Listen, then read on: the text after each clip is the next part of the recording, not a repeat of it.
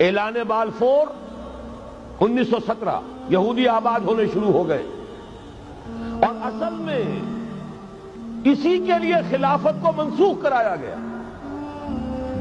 سلطان عبد الحمید، اگرچہ یہ ترکی خلافت جو ہے مرد بیمار کمزور، پھر بھی وہ مسلمانوں والا جذبہ اتنا تھا، انہیں بڑی سے بڑی رشوت پیش کی گئی تھی۔ ظاہر بات ہے یہودیوں سے بڑھ کر رشوت دینے والا کون ہو سکتا، جن کے ہاں ایسے بینکر ہوں جو 40 بلین ڈالر کا ایک چیک لکھ سکیں۔ پھر یہ کہ ان پر سیاسی دباؤ بہت ڈالا گیا، انہوں نے جب تک خلافت عثمانیہ برقرار رہی یہودیوں کو فلسطین میں آباد ہونے کی اجازت نہیں دی، کہ جو معاہدہ کیا تھا حضرت عمر نے رضی اللہ تعالی عنہ، خلیفہ ثانی نے، خلیفہ راشد نے، ہم اس کے پابند ہیں اور ہم یہاں یہودیوں کو آباد ہونے کی اجازت نہیں دیں۔ لہذا انہوں نے اس خلافت ہی کا بستر طے کرایا، اس لیے کہ نہ رہے بانس نہ بجے بانسری، نہ مسلمانوں کی وحدت ملی کی کوئی علامت دنیا میں باقی رہے، اور نہ مسلمان کسی مسئلے پر جمع ہو کر کوئی موقف اختیار کر سکے۔ اعلان بالفور کے نتیجے میں آبادکاری شروع ہوئی، 1948 میں اسرائیل قائم ہو گیا، معجزہ ہو گیا۔ 1967 میں اس کی توسیع ہو گئی۔ اس میں ایک بات اور بھی عرض کر دوں، یہ سارا کس طور سے ہوا ہے کام؟ آپ نے زائنزم کا نام تو سنا ہے، صہیونی تحریک، خود اس کا جو بابا اعظم تھا، آرڈر آف الومیناٹی، 1776 یکم مئی یہ نظام قائم کیا وائساکھ نے، اور اس نظام کے تحت فری میسنری اور lodges of the great Orient قائم کیے گئے۔ یہ سارا ہتھ کنڈا وہ ابلیسی نظام، اس کی تفصیل ایک کینیڈین آتھر نے لکھی ہے کتاب میں، پاؤنز ان دی گیم۔ یہ سارا دھندا ایک شیطانی چکر ہے، ابلیسی چال ہے، اور اس کے ذریعے سے اسرائیل قائم ہوا اور اس کی توسیع بھی ہوئی 1967 میں۔ اب یہاں تک پہنچنے کے بعد ان کے پیش نظر بقیہ دنیا کی تسخیر اور اسے فتح کرنے کا معاملہ، اور سب سے بڑھ کر اسلام کی بیخکنی اور اس کا راستہ روکنا، یہ ان کے پیش نظر ہے۔ یریدون لیطفئوا نور اللہ بافواہہم۔ صورت اس وقت کیا ہے؟ یورپ اور امریکہ سے آپ مشرق کی طرف آئیے، پہلے عالم عرب ہے، عرب مسلم ورلڈ۔ مجھے یہ کہتے ہوئے سخت دکھ ہو رہا ہے، پورا عالم عرب وہ فتح کر چکے،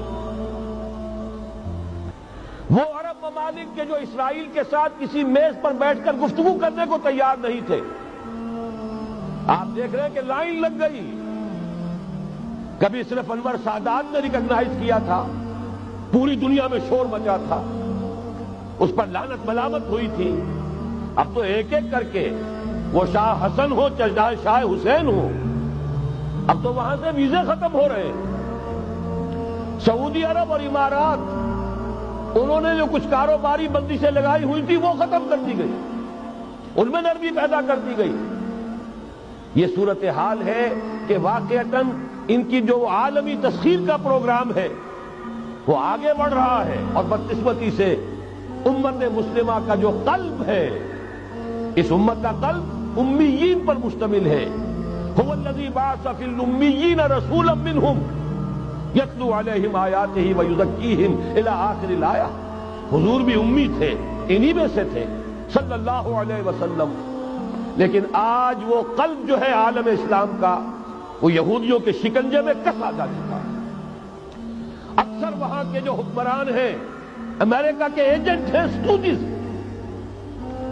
یہ حالات جہاں تک عالم عرب کا تعلق ہے، تلخ حقائق ہیں جو بیان کر رہا ہوں، اس لیے کہ آپ کے سامنے رہنا چاہیے۔ یہ جو اقبال نے کہا کہ دنیا کو ہے پھر مار گئے روح و بدن پیش، ابلیس نے پھر اپنے درندوں کو ابھارا، اللہ کو پاور دیے مومن پہ بھروسہ، ابلیس کو یورپ کی مشینوں کا سہارا۔ یہ دوبارہ ایک بہت بڑے پیمانے پر حق و باطل کا گھمسان کا رنگ پڑنے والا ہے۔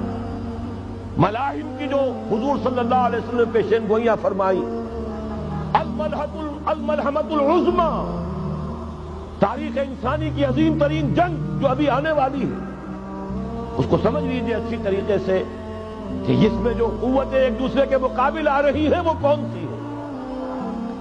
نیو ورلڈ آرڈر کہنے کو امریکہ کے زیر قیادت ہے، حقیقت میں امریکہ خود یہودیوں کے پنجے میں ہے۔ یہ وہی ابلیسی طاقت ہے جو آگے بڑھ رہی ہے۔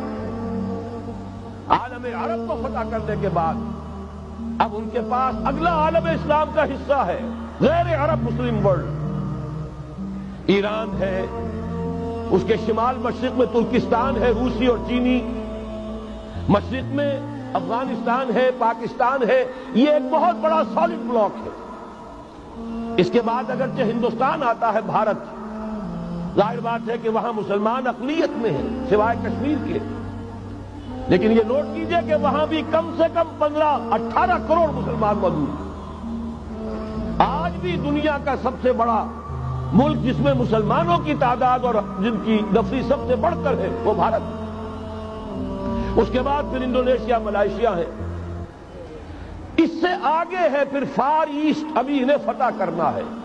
نیو ورلڈ آرڈر کا یوں سمجھیے کہ ابھی یہ ہارڈ نٹ ٹو کریک، ابھی ایک لوہے کا چنا ہے چائنا کی شکل میں موجود۔